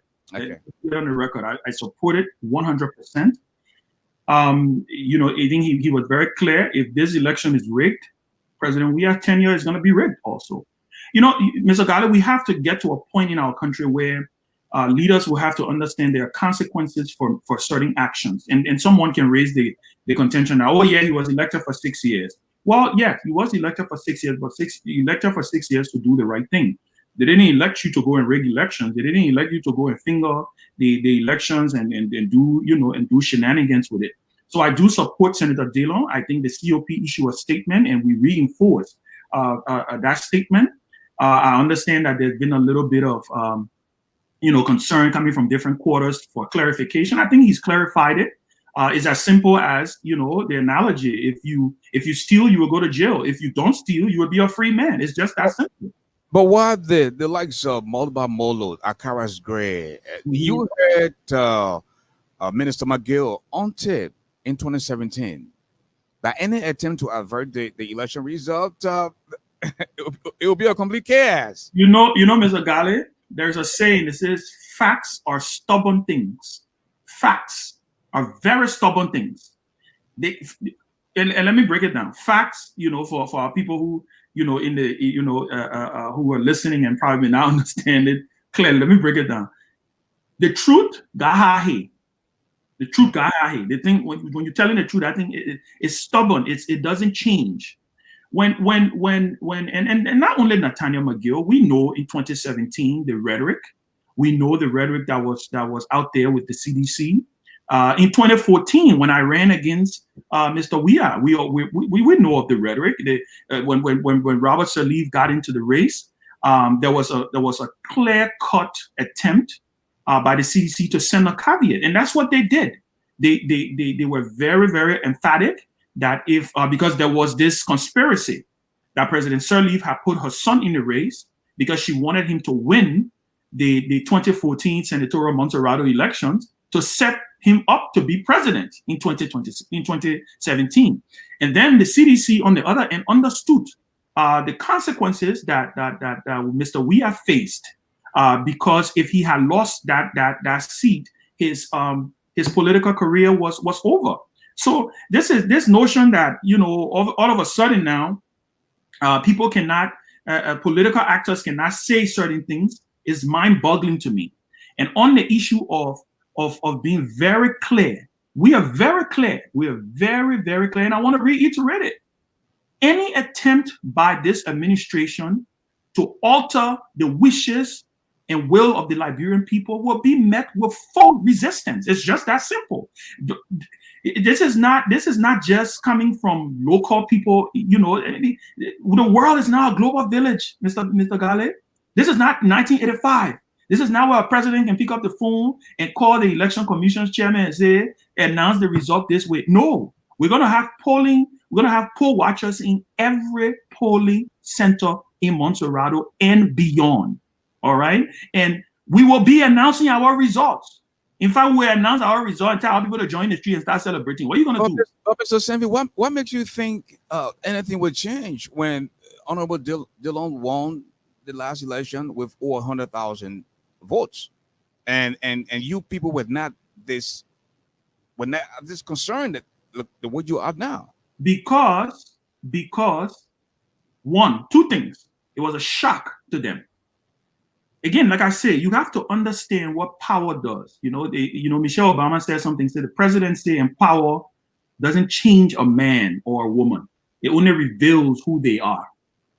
There was Dillon election was a shock to the system. Only the power to be, only the CDC folks didn't see it coming. But even Stevie Wonder, as blind as Stevie Wonder is, he saw that train coming. He saw it coming from afar. And when you have a situation where when the president of the republic mounts a podium and say, I will do everything in my power to make sure that no Dillon or Ure wins an election, what do you think he was saying? He was clear cut. He was speaking from a place of arrogance. He was speaking from a place of naivety because he did not understand the dynamics of what was playing, that people were angry. And I like to also further say something else. There were a lot of seditionists who voted for Mr. Dillon, but they were not in the majority. Let's be clear. In fact, I believe a lot of seditionists will still vote for the opposition this election, right? But let us not forget that there is a silent majority. Let's deal with Montserrat. There's a silent majority in Montserrat. When you look at the coalition, when you look at the composition of the collaborating, the CPP, it is clear cut that the CPP, as it stands right now with those 4 political parties, I'm not talking about the presidential level. I'm just talking about the excitement that it brings to the base of the CPP. That's what's going to happen. This election, like I said, is a referendum. It's a preparation for the pink slip that Mr. Weah will receive in 2023. I don't know how Mr. Weah is going to win in 2023. I don't see the math for him. You know, politics is science. You know, it's men lie, women lie, numbers don't. I don't see how they win. I think the strategy that the government has is to cheat. And that is not going to work because this is not 1985 or 1950. This is 2020, 2023 coming. And we live in a world, Mr. Garley, I'm sitting in Charlotte, North Carolina. You are in Detroit.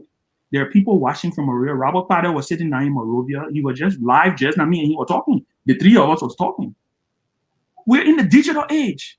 We're in an age where every citizen is a journalist because they have a cell phone.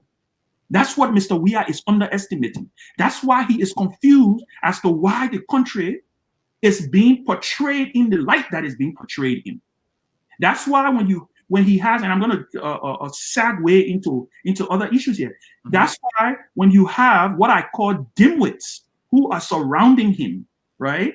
Dimwits like Eugene Fagon, who is the deputy chief spokesperson for the government, right? Saying inflammatory things, and they think they're helping their cause, but they're turning people away from their cause. So it's going to be an interesting year. I'm excited about it. I believe that the opposition is going to win a majority of those seats. I saw the list. I saw the candidates list for the CDC. Pray God tell me, Mr. Garley, you know, it must be a hard thing for the CDC to realize that we're in a different time. If you look at historical contexts, you know that midterm elections or by-elections normally don't favor incumbents. In 2014, only 2 senators returned out of 15. It was Prince Johnson and now Vice President Joel Howard Taylor. The rest of the 13 of them was kicked out of there. I think the number is going to be very close or a little more this time. I am projecting that maybe no more than 3 to 4, and I'm being very conservative when I tell you 3 to 4, right, are going to be re-elected. I believe Senator Dillon is coming back. I believe Senator Lawrence is coming back. I believe Sandra Johnson has a good shot, very, very good shot at coming back because of the work that they have done. They've been able to position themselves as the disruptors in the Senate. And the Liberian people are looking for constructive disruptors. And that's why the CDC is having a problem. When you take all of the old senators who you campaign against into the last 12 years, right? And you call them the status quo and you put them on your ticket and you expect that it's going to work out, it's not going to work out. So is CDC telling me there's no sedition or other members of the coalition that is worthy of running for the Senate? And then you tell me Mr. Weah is serious about moving our country forward? All he's serious about is maintaining the status quo. All he's serious about is maintaining the current establishment, the current configuration of the Senate that he has. Because he knows when a new Senate comes to play, oh my God, there's going to be a lot of shaking of tables. Abachel is going to go. And remember this, mark this showdown. If a new Senate comes into being with a majority of a strong opposition bloc, I would encourage them. The first order of business is to get rid of Abachi. Get rid of Abachi, and you know what's going to happen, Mr. Garley? There's going to be reverberation in the lower house. Because what's going to happen is that most of those people in the lower house who are going for re-election in 2023 are going to be concerned. They're going to know now that the CDC is very toxic. Some of them know right now, but they're still trying to give it a chance to test it out. They're going to be concerned, and they're going to start to move away from the CDC. And you know who's going to be in trouble? Buffer Chambers is going to be in trouble. And if Mr. Weah loses Buffer Chamber and Abachi, oh, you know he's done. Then he's really a lame duck going into 2023, because you will have a legislature that will do what the legislature is supposed to be doing in the first place. Now, Mr. SANVEE, every Liberian is supposed to be able to move to any part of the country he or she wants to, you know. What happened at the weekend in Grand Jide was appalling. We saw Honorable Cummings and his entourage with, including Yeke Koluba, who went to Maryland, Sino, including the president's home county, Grand Crew, and they were received. I mean, not 100%, but the violence that took place in Grand Jide was uncalled for. You know, I ASHFORD GARLEY should be able to go to Lofa, you know, and be welcome. And the reason I call my name is I'm not a Facebook journalist. Most of the kids on Facebook here that crave attention grew up listening to me on the radio. You know, the entire 50 states, the name ASHFORD GARLEY is mentioned. I mean, in the entire world, my name is mentioned. I don't want to go to one county and people see me as being this tribalistic guy. You know, I mean, politics is politics, but when you come to the point where you say to one person, you don't belong here, go away. And in the case of Grand Jide, where the superintendent is accused of asking Cummings and his entourage to leave, the people don't want you here. What does that say about our country? Well, listen, Mr. Garley, and I don't like to, you know, I've reached a stage where I don't sugarcoat these things anymore. What happened in Grand Jide was planned, it was orchestrated, it was funded, it was put into motion from the very top of the Liberian government. And I push it all the way up to the president. Look, many people take for granted the CDC as a party, President Weah as a leader. They're not dumb. Dumb people don't ascend to the presidency. They know what they're doing. I like to call they're evil geniuses. It's just that, you know, they're very smart, and their smartness are used to do evil things. That's why that's how I've come to realize that. And you know, and I tried. Everybody knows everybody knows it's on record that I did support Mr. Weah in the runoff. And it was simple because I thought for once in my life I wanted to be wrong about something. I wanted to be wrong because I said, maybe this guy who played soccer to the highest level imaginable, right? Still today, he holds the record. He's going to use that same energy to conquer, to break down barriers when people question that, you know, question if he can do. And I said this to Mr. Weah himself. I said, I'm hoping and praying that you bring that attitude and that spirit of winning like you had on the soccer pitch to the governance of our country. And that don't necessarily mean you're going to know everything, but you're going to be able to bring the right people around you. You're going to be able to assemble a team. You're going to be comfortable with competence, not allergic to competence. You're going to be comfortable in your skin to say, you know what? ASHFORD GARLEY is my foreign minister. I trust ASHFORD GARLEY to go out there and propagate my message, and that message is going to be well received. And in the end, guess what, Mr. Garley? You, the president, are going to take the glory Because people don't read. All the things you hear the people praising the former Unity Party government for, they don't say Ellie and Boyka, they say Ellie. Presidents are the only ones who have legacies. Vice presidents don't. Ministers don't. Back to Grand Jide. What happened? Just before you continue, you were sitting down in Charlotte, North Carolina, and here you are come with this grave allegation that this was orchestrated from the very top of CDC. Now, one would be asking, maybe SANVEE knows something that we don't know. What are your facts that this in fact orchestrated from the top of the CDC hierarchy? Because I know the people. Mr. Garley, the apple don't fall far from the tree. When has anything happened to the superintendent? The statement that was issued by the government, even by the president, they said, oh, they're inviting the superintendent down to help with the investigation. That's code word for picking out the phone and say, Kai, my man, you know the people making noise, man. Let's just calm down and they figure. Listen, if President Weah had nothing to do with this, if he didn't know about this, you saw how President Weah fired Jimama Wolokoli with lightning speed. I didn't even know President Weah had it in him to fire somebody until he fired Jimama Wolokoli because she spoke her mind. She spoke truth to power. So it's proving there's a precedence here to show that he can fire somebody with lightning speed.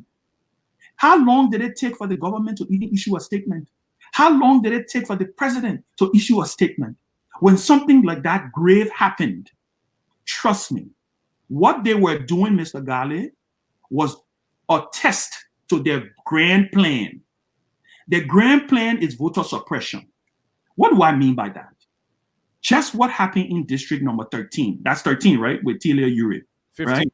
15. Sorry, 15. Just what happened in district number 15. You saw what happened when they attacked Telia Uri. Can you imagine standing in your house and somebody pouring gas around the house and threatening that they're coming to burn you alive?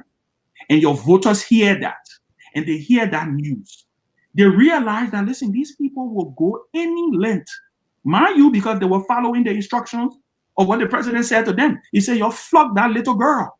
You'll flog that little girl. He didn't say, I'm speaking figuratively. He said, I want you to flog that little girl. Right?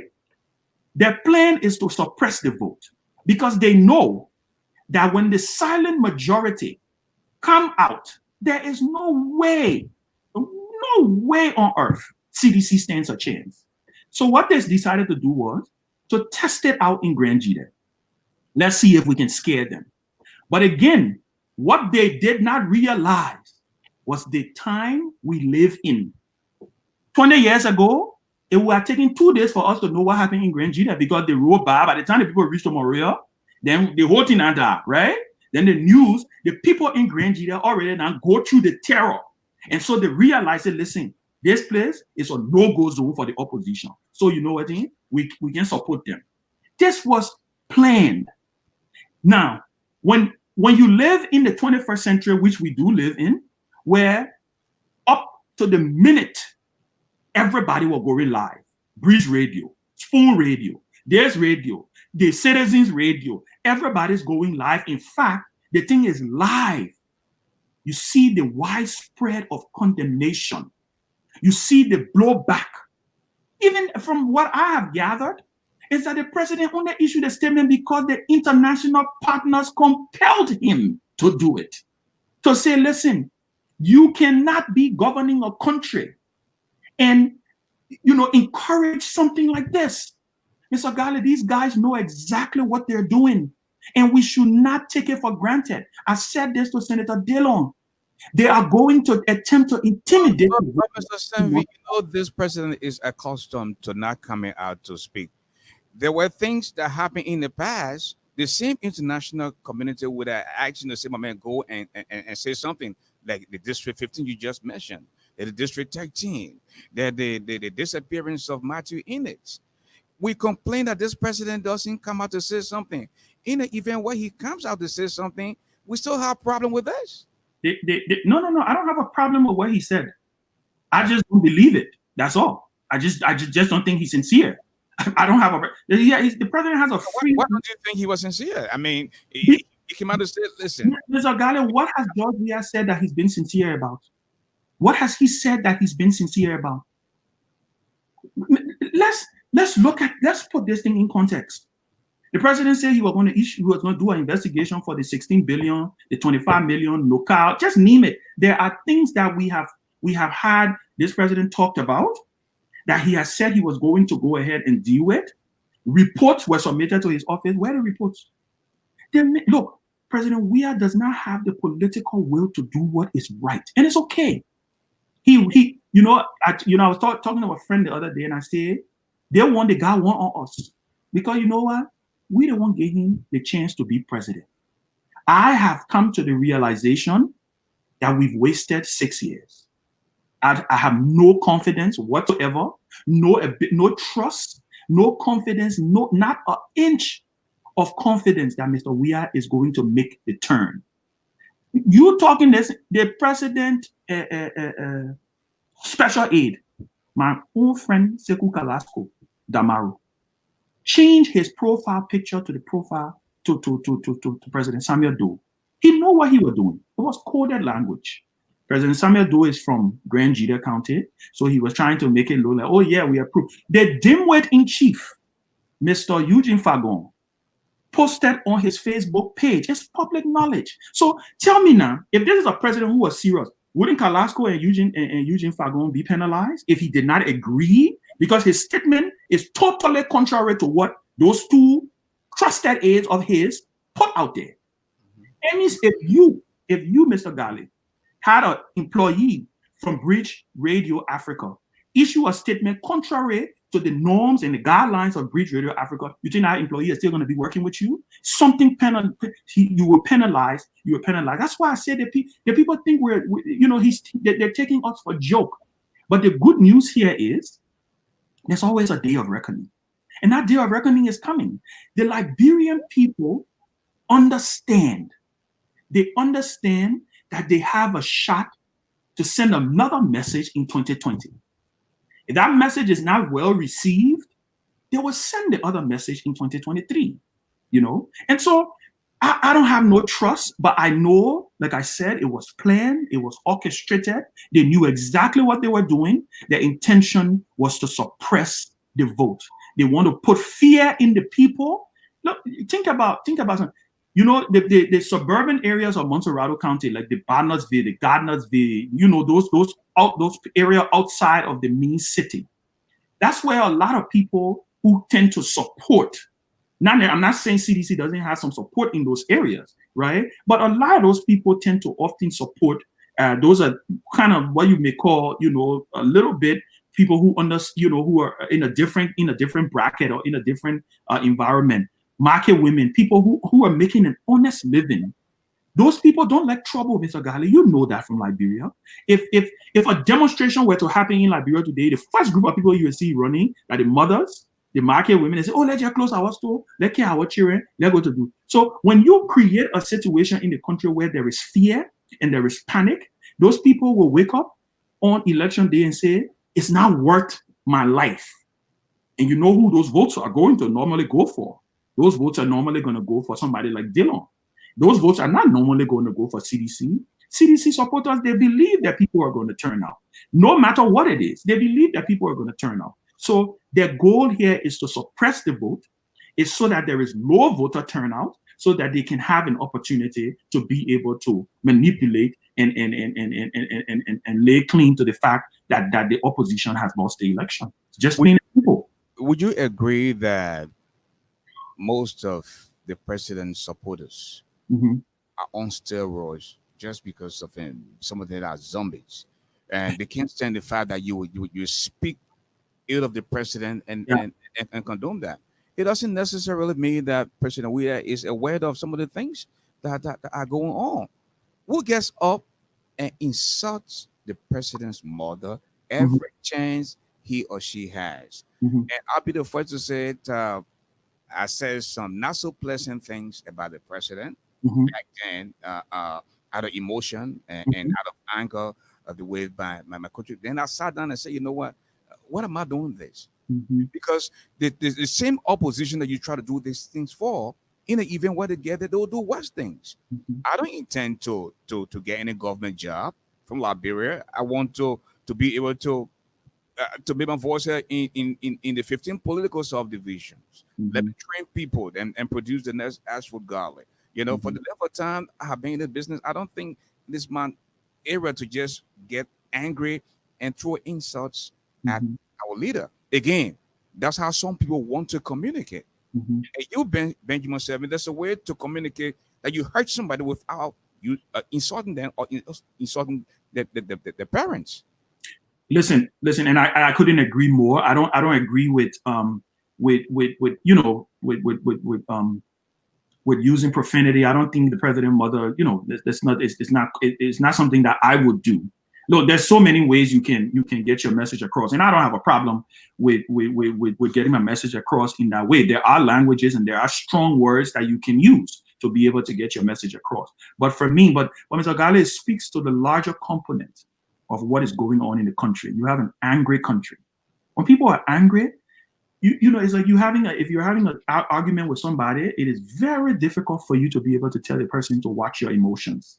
It's very difficult for you to tell the person, watch what you say. Half of the time, the person may end up saying it, and then in the end, they say, oh, you know, I said it in the heat of the moment, right? But at the end of the day, it's when you govern a country, like you think like you own the country, this is what you get. This is what you get. You get an angry society. You get a society that is on the edge. Every single day we wake up in Liberia. Look, we can't predict what's going to happen in Liberia in the next 15 minutes. That's how uncertain the country is. We can't predict who's going to get in the street tomorrow to protest for salary.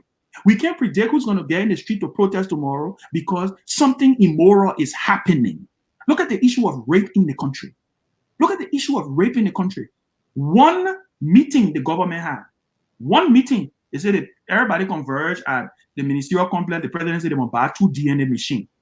Finito. That's it. Meanwhile, do you know how many girls were raped today? Do you know? Look, when you're governing a country, you have to figure out how to be innovative. That's why you bring the best and the brightest around. But when you are the leader and you are not secure in your skin, obviously, you're not going to bring the best and brightest around you. When you have a bunch of people around you who themselves are not secure in their skin, they're not going to allow the best and the brightest to find footing in your circle because the fear will be ASHFORD GARLEY coming to take my spot. Rather than it being ASHFORD GARLEY is coming to help me make myself better or to help me do what I need to do. It's just that simple. The country is in a quagmire, Mr. Garley. The country is in a quagmire. Why are we? Look, quote right next door. Not Sierra Leone is not perfect. Ghana is not perfect. These countries are not perfect. But you know the difference? They have leaders who are willing to take the bull by the horn. They have leaders who are willing to communicate with their people, right? They have leaders who understand that I'm the president. When you become president, what else? What else? All you have to do is to not pick little fights here and there or listen to gossip here and there or figure, oh, they may oppose me 10 years ago, so I don't get time for this man. Look, if you want to build a country, you put yourself in the mindset of building a big tent. See it like a bowl of gumbo. You know this. You know the food gumbo from New Orleans. Right. It doesn't look pretty when you look at it. When somebody bring a bowl of gumbo and set it right in front of you, the first thing you do when you look at it, you'll be like, "What the hell is this?" But take that soup and put it in your mouth. Take that gumbo and taste it. It's one of the best tasting food that you will ever taste. That's what you want to do. You want to build a big tent. You want to bring different ideas. You want to put people in the mindset that they can understand. You want to have a competition of ideas. Like I say, do not be allergic to competence. Embrace competence. Open your space. When you have your deputy or what's the name? Eugene Fagon insulting Lehman Bowie. Hold on 1 minute. Hold on. There's a guy here called Dan Brown. I believe it's a fake name. You just insulted on this platform. I said to you people over and over again, this is not a platform you come and use profanity. I just blocked you. Go somewhere else where you can use all those foolish words. Okay? Thank you. Go ahead, Ben. Well, yeah, sometimes that's how it is. But like I was saying, Mr. Garley, it's sad where our country is. People cannot even be constructive anymore because guess what now? Somebody like Lehman Bowie didn't cost the president mind. She did not. She spoke truth to power. She talked about the issues in the country, but yet and still, the deputy information minister still insulted her. He said she had low self-esteem. And what was so puzzling to me was I couldn't understand. I said, for God in heaven's sake, do these people understand what they're talking? The platform that Lehman Bowie got, even George Weah as president don't have that platform. The platform that Lehman Bowie has, George Weah as president do not even have that platform. So when do people have to be constructive? So, some people believe that if we use the profanity route, maybe it may get, it may get some traction, because it is sad. It is sad with the entire state of affairs is a sad story. And for me, my regret is that I contributed in some way or some little way to be able to get to give Mr. Weah an opportunity to lead. But you know what? I keep saying it and I will continue to say it. Supporting someone is in no way, it doesn't guarantee success. Just like what you were saying, right? You don't know what the person is going to do. I believe Mr. Weah knew exactly what he wanted to do. I believe Mr. Weah planned everything. Look, I don't think nothing is happening by mistake. I believe Mr. Weah said he was going to build his 47 condominiums. He said, I will break my house down. I will fly private jet. He said all of those things to himself.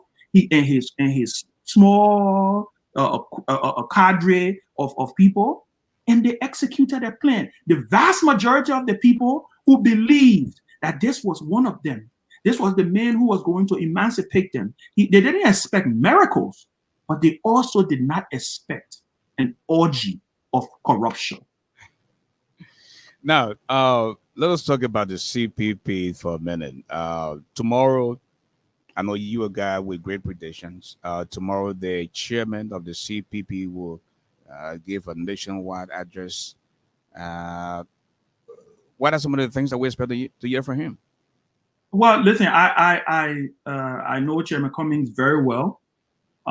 Great deal of respect for him. I know he's putting a lot into this speech. I expect what I will want to hear, not just as a member of the CPP, but as a Liberian. I want to hear a mixture of righteous anger and a pathway forward. A mixture of righteous anger and a pathway forward. The CPP cannot be the status quo. We have to endeavor. We have to fight to be different. We have to fight to give the Liberian people that alternative that they are yearning for, that they continuously have been yearning for. Mind you, 2017 was a year of change. Every opposition that ran in 2017 campaigned on change. Everyone. Liberty Party was a new era for change. CDC was change for hope. ANC was change is coming. You can go on and name it. Even Unity Party was running for change because they were running away. They were running away from Ellen. They were running away from Ellen. So 2017 was a year of change. Just like what Pastor Domba said during the oration. Mr. President, we have change. Yes, we do. We did get change. Ellen left the mansion. George Weah came in. But where is the hope? So what I expect to hear tomorrow, I don't expect to hear a lot of theories. I don't expect to hear a lot of talking over the people. What I expect to hear is channeling the people's pain, channeling the ill, the governance, the ill governance of our country, channeling those things and highlighting it, amplifying it, sending a strong warning. And I want to urge Mr. Cummings to be strong. Look, you are dealing with people who, Mr.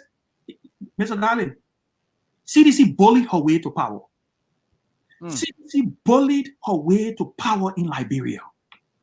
When you used to hear CDC speak in Unity Party-led Liberia, when you hear the CDC is about to address the nation will stop. No, but see, earlier I listened to Yasendi and Cummins' chief of staff, Yakula, Mariah Yakula. Yeah. She said, tomorrow, don't expect to hear the comments that you know in a very soft tone. Listen.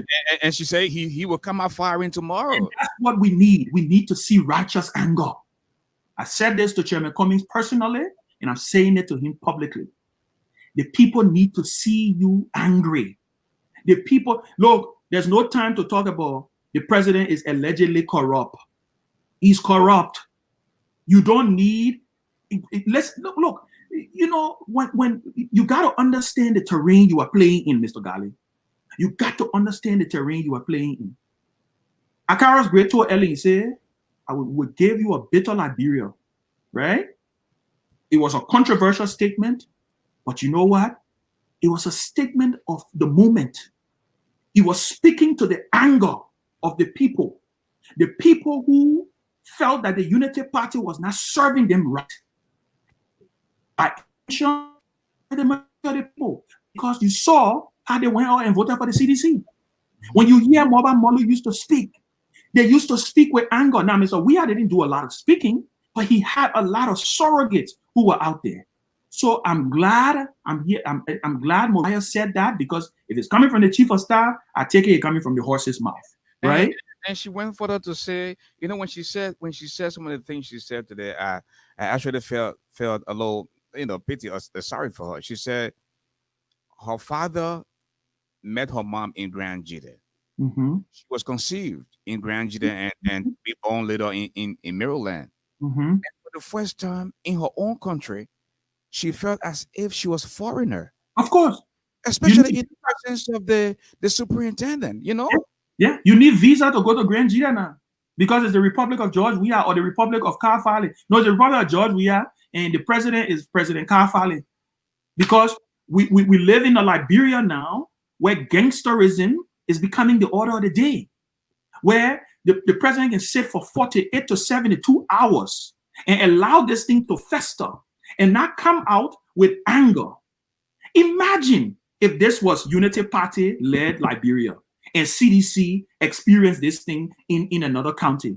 Do you know what would have been happening in Liberia? Do you know what would have been happening in Liberia? I keep saying it. And the seditions, you know, to my friends in the CDC, for some reason they have developed such thin skin. By the time you open your mouth and talk about it, nobody can draw a contrast anymore. And then they get all personal, and they get all, you know, 1 minute you are, you know, when you tend to agree with them, oh yeah, it's fine. Yeah, you're a patriot. But by the time you draw the contrast, but we're all supposed to just sit down and watch the country go into the toilet. 2020 is an opportunity for us to be able to start the process of redemption. So that, like I was saying, Mr. Garley, you know, it by no stretch of the imagination, Mr. Garley, is that there's going to be perfection. Look, we can't guarantee what everybody's going to do. We may elect a bunch of senators in 2020, and by 2021, they may be singing to George Weah tune. But you know what? The beauty about democracy is that we don't stop trying. We keep pushing. And the good news here is that we have the tools to be able to hold them accountable. Now, let us continue to talk about the CPP in Nima County. You have Edith Gonglo who wants to be senator, and you also have Ta Wangwei. They're both from the CPP. I listened to Mrs. Ware earlier today at one of the local radio stations, and she said she will be on the ballot. Okay. She believed that there will be a primary. In the absence of the primary, there will also be a VPS, but she will be on the ballot, and she wants to be senator of Nima County. And they are from the CPP. How would they reconcile? Would there be this traditional primary that we usually do, or would just sort things out among themselves. No, I think, and this is part of the process. And when you're in a collaboration with big parties, that's what happens. And I think that both of them understand what is at stake here. They could not get a consensus because I think that was the first process. The first process was consensus, and that's how come those 8 counties that were chosen, the Montserratos, the Bassos, the Cape Mounts, those ones that were consensus. So there was it was a part of the democratic process. The ones that couldn't get a consensus on, they are going to the VPS, and after the VPS, they will go through the primaries. Now, we're not, you don't want to rule out anybody. Everybody's going to toot their horn. Everybody's going to say that they're going to be on the ticket. I mean, I've been following what Ta has been doing. Obviously, Ta is a brother of mine. Edith Gongwe is a member of my party, the Liberty Party, and I think there are 2 great people. There are 2 strong candidates. Any one of them that land on that ticket, I think the CPP has a very, very strong shot because the CPP in itself carries a lot of weight. I think it's going to be a tough race in Nimba. I'm thankful that Senator Prince Johnson has, talked about, about his candidate, the candidate the CDC will end up supporting, and so it's going to be interesting. But I'm hopeful that they will work it out, and the person who doesn't win is going to support the other. In the spirit of because there is a bigger picture here. The bigger picture here is that we have to put a brake. We have to step on the brakes on the misrule. And that starts with an independent, constructive, aggressive Senate that will be able to provide the oversight that is needed, that will be able to stop some things, okay? And let me tell you, like I said to you earlier, that Senate there's going to be a lot of ripple effects from that Senate, right? You also know that within the CDC, there's a lot of problems within the CDC. The MPP is not happy in the CDC. They got Henry Yala, who the vice president is on record, clear-cut record, calling him a snake and saying that she will not support him. The MPP Bon County chapter issue a statement saying that they don't support him. And the reason I bring that up is because what you're going to end up happening, what's going to end up, you might have mentioned earlier, I do not see how CDC wins a second term. I'm waiting to see how the math plays up. I'm not a guessing game politician. Everything I do, I like to add numbers, and I like to deal with facts. It's not just second chance. They're talking about 24 years. They're living in a dream world. I mean, and I can understand and listen, and it's okay. It's okay to live in your dream world. Just don't take the country there with you. That's all. You can stay in your dream world. Just don't bring the country there with you. The rest of us who are in the real world, leave us where we are. Look, CDC, no, they're not. Look, I'm waiting to see how Mr. Weah wins. I don't know if if the alliance doesn't hold with the MPP, that means Vice President Joel Howard Taylor is not going to be running with President Weah. If the alliance doesn't hold, which it looks shaky than ever before, right? There goes Bong. There goes Bong, because I want to see what candidate that he's going to find to be able to offset, to replace that. He's now winning Lofa. You're now winning Bassa. Nimba County is up in the air. You know why? Prince Johnson is now running for president. So every time Prince Johnson runs for president, it favors the incumbent, because what happens is that he clears up a lot of the votes in the first round, and then in the second round, he goes to them and he cuts his deal with them, both incumbents, every incumbent, and and stuff like that, right? So Prince Johnson is going to be fighting for his Senate seat in 2023. So the people of Nimba will be free to make a determination on who they want to go. So Nimba automatically becomes a battleground state, a battleground county. Montserrado County, the health CDC catching right now in Montserrado County. I know Senator Dillon is going to be out there doing everything he can do to make sure that we deny CDC. So where are they going to win? The Southeast, the Republic of Kafale? Is that where they're going to win? I'm sorry, because I know you're from Grand Gita, but Kafale, you all should be advocating that I may move from there. Where is he going to win? Where is he going to win? He's going to win Grand Gita, you're going to win Grand Cru, you're going to win where? I'm not even sure of Maryland, because Maryland is Mr. Cummings. Home county, Mr. Cummings has been doing a lot of work there. But let's just say I gave him the entire Southeast. That is still not enough to be able to get him. In all fairness to President Weah, he barely campaigned in Maryland, and And Oh, no, but Mr. Garley, you know, and they're coming in Maryland. no, and I agree. I agree. But let me tell you though, politics is dynamics. It's not static. The We Are that did not campaign in 2017 was the Change for Hope We Are. Was the We Are the Messiah? Was not the 47 condo We Are. He was not the 9th Street break my house down We Are. He was not the private jet We Are. He was not the $25 million gone vanish, going to money changer We Are. He was not the $16 billion We Are. I don't think we should be concerned about the Southeast, because no matter what happened, he would still take the Southeast. Oh, and I want to say, the Nimba, you know, and the Bonk and other places, you know. But Mr. Garley, Bonk County and Nimba, it's just like in this country. They're the Ohio and Florida of Liberian politics. That's right. You don't get to the executive mansion without Bonk or Nimba. It's just that simple. So I don't understand. I'm waiting to see the math. I'm waiting to see, maybe is We Are economics. Maybe is We Are mathematics. Maybe it's 12 mathematics, because, you know, they have their own little, you know, math class, their own little math thing they got going on, because they're talking about they have a surplus when everybody in the world know that that is not a surplus. So maybe those are the kind of calculations that they're going to be doing. Or maybe they are depending on the fact that they're hoping they may cheat. And that would be catastrophic. Let us talk about your political leader for a minute. And let's talk about Graham Bassa. Last week, I had the former foreign minister on my show, President Gafene, and he strongly believes that he will unseat your political leader, Yombly Kanga Lawrence. Yeah. What do you make of that? Oh, no. Listen, Minister Finlay, or former Senator Finlay, is a good man.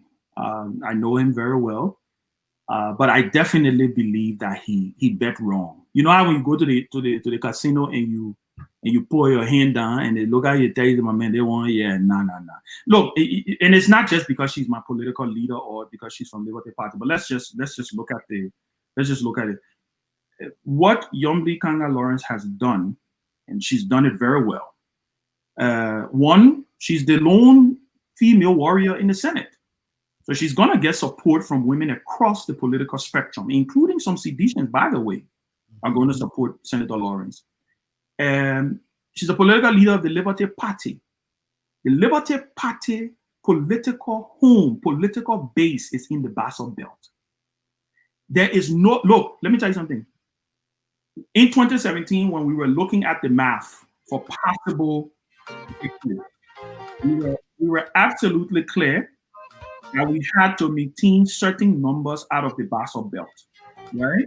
Grand Basel County was very key to us. This is the Redukes, but on steroids. Grand Basel County is not going anywhere, Mr. Garley. And Mr. Finlay is the wrong messenger. He is the wrong candidate. This is a man who the very Senator Lawrence defeated, not because she was on the ballot, because she was running the campaign of Senator Kape, because she was the force at that moment. And that time, President Gafene was president pro tempore of the Liberian Senate.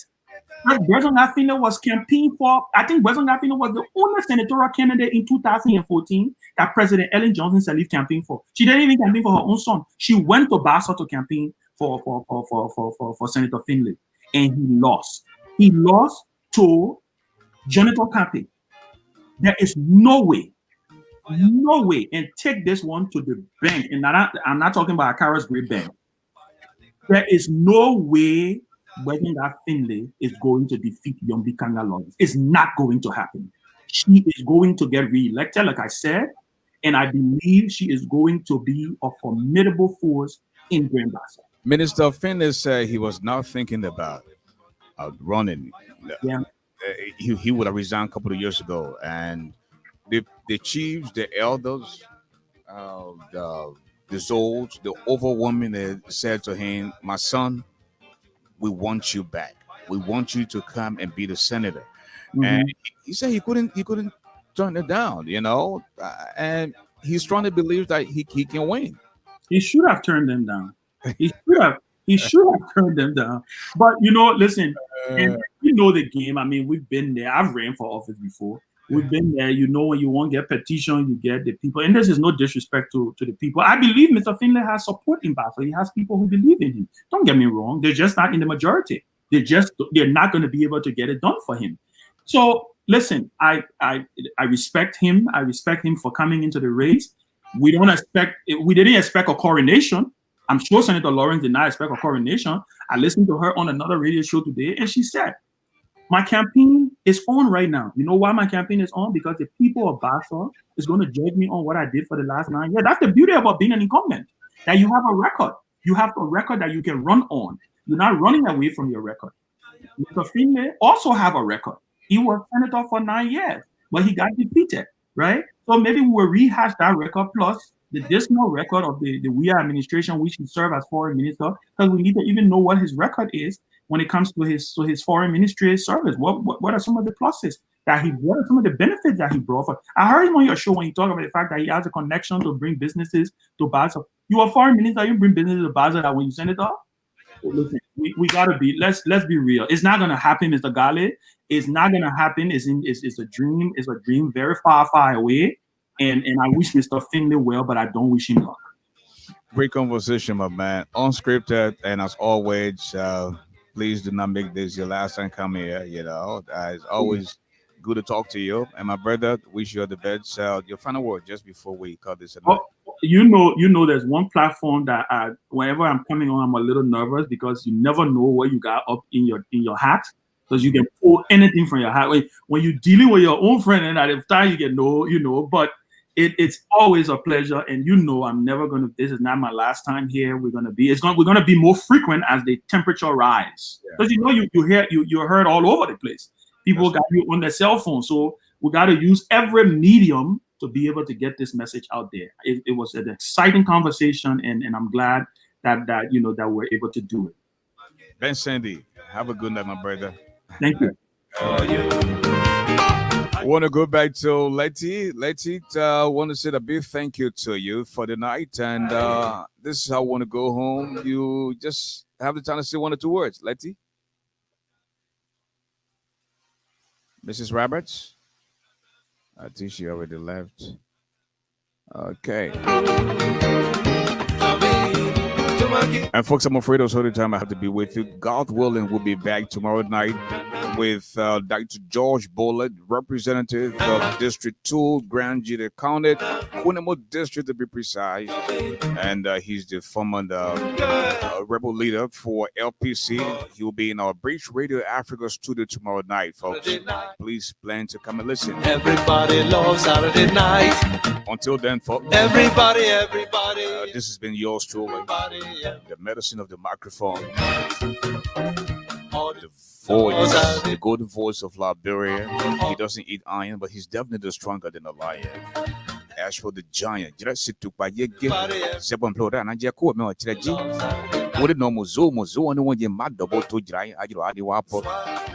the giant. And now you know me, Garley. Have a good night.